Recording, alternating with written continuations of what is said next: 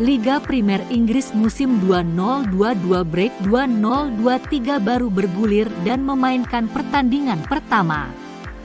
Namun Liverpool, yang menjadi salah satu pesaing kuat juara EPL, sudah dihadang masalah.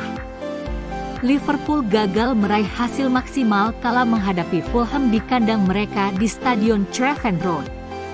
Liverpool 2 kali tertinggal dari Fulham dan hanya bisa memaksakan hasil imbang 2-2.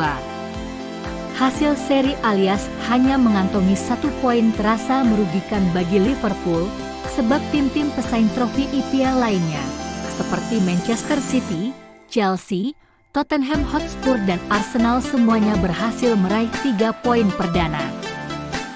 Memang, ini baru pertandingan pertama, yang artinya masih sangat jauh langsung menilai masih terbuka atau tertutupnya peluang suatu tim bisa menjadi juara. Sebab masih ada 37 pertandingan lagi yang harus dilalui. Tetapi, saat laga melawan Fulham, terlihatlah masalah-masalah yang masih dihadapi oleh Liverpool di awal musim ini. Masalah utama yang sebenarnya merupakan masalah klasik bagi Liverpool adalah mengenai kedalaman skuad. Salah satu faktor mengapa Liverpool gagal meraih poin penuh saat melawan Fulham, menurut saya, adalah karena beberapa pemain inti seperti Mohamed Salah, Trent Alexander-Arnold, Thea, Robertson dan Virgil van Dijk gagal tampil dengan performa terbaik. Alexander-Arnold contohnya. Bukan hal baru jika disebut bahwa Thea lebih bagus dalam menyerang dibanding bertahan. Namun, kala menghadapi Fulham, Thea menunjukkan performa tak maksimal baik dalam bertahan maupun menyerang. Thea yang biasa mempunyai passing-passing dahsyat, justru lebih sering salah umpan. Kelemahan Thea dalam bertahan juga habis-habisan dimanfaatkan oleh para pemain Fulham. Sayangnya, Jurgen Klopp tidak punya pemain lain yang bisa menjadi pelapis Thea. Memang ada Gomez, namun pemain itu lebih cocok jika menjadi fullback dibanding ditempatkan di posisi Thea. Begitupun lini depan. Liverpool memang menambah amunisi dengan mendatangkan Darwin Núñez, tetapi harus diingat jika The Reds juga kehilangan banyak pemain depan. Sadio Mane yang dilepas ke Bayern Munchen, Takumi Minamino dan Divock Origi yang juga pergi pada bursa transfer musim panas ini. Yang tersisa hanya Salah, Firmino, Diaz, Núñez dan Diogo Jota yang masih cedera. Saat melawan Fulham terlihat bagaimana performa lini depan Liverpool, terutama Firmino, yang underperformance. Tetapi, Klopp mungkin juga tidak mau berjudi dengan terburu-buru memasukkan Núñez, mengingat pemain itu masih baru beradaptasi. Hasilnya, serangan Liverpool tidak seperti biasanya. Selalu mentok dan terburu-buru. Biasanya, Liverpool akan bergantung pada Mo Salah dalam situasi semacam ini, namun pada pertandingan melawan Fulham, Salah pun bermain tak maksimal. Diaz, meski punya skill dan kualitas tetapi belum bisa menjadi seperti Sadio Mane, yang bisa menjadi pemain pembeda dalam suatu pertandingan. Sementara Harvey Elliott dan Fabio Carvalho masih butuh jam terbang dan jauh dari kata bisa menjadi pilihan utama. Buruknya lini serang Liverpool tentu juga imbas dari kurang maksimalnya lini tengah.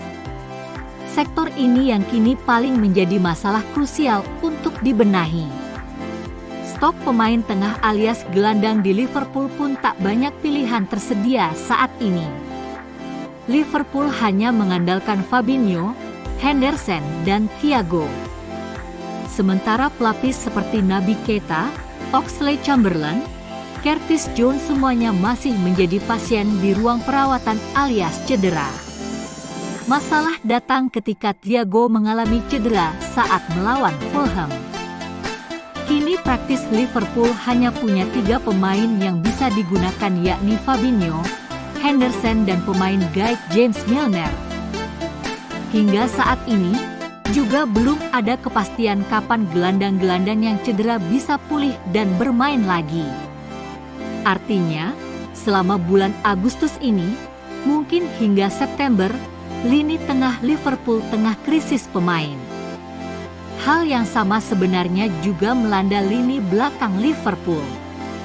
Tapi setidaknya selama Van Dijk, Tea dan Robertson tidak cedera, masih cukup nyaman Liverpool bermain. Solusi untuk mengatasi masalah-masalah tersebut hanya satu, Liverpool harus belanja pemain lagi. Dulu saat kedatangan Darwin Núñez, Klopp dan manajemen Si Merah sempat berkata bahwa mereka sudah cukup belanja pemain, nampaknya pernyataan itu harus dicabut.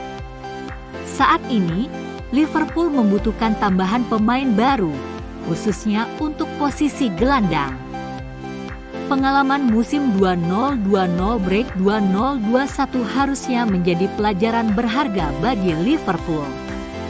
Di mana kala itu, Liverpool kehabisan stok pemain bertahan karena cedera, akibatnya skuad Jurgen Klopp terlempar dari persaingan juara dan harus bersusah payah untuk bisa lolos ke Liga Champions. Pernyataan bahwa saat ini pemain yang diinginkan Klopp tidak tersedia di bursa transfer, seperti Jude Bellingham yang tak dijual oleh Dortmund, juga perlu diubah.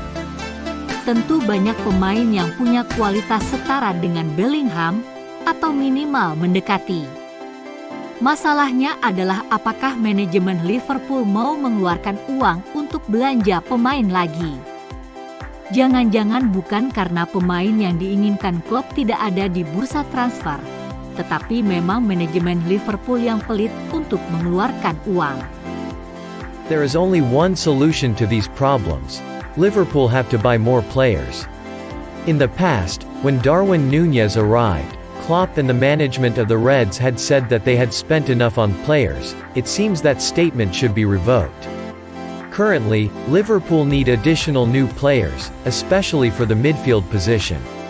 The experience of the 2020-2021 season should be a valuable lesson for Liverpool.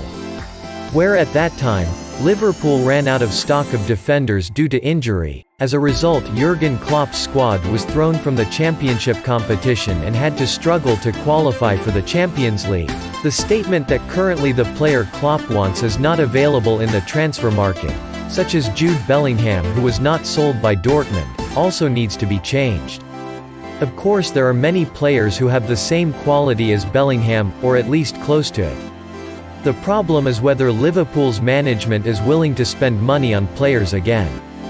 Maybe it's not because the players Klopp wants aren't in the transfer market, but it's the Liverpool management who are stingy with spending money.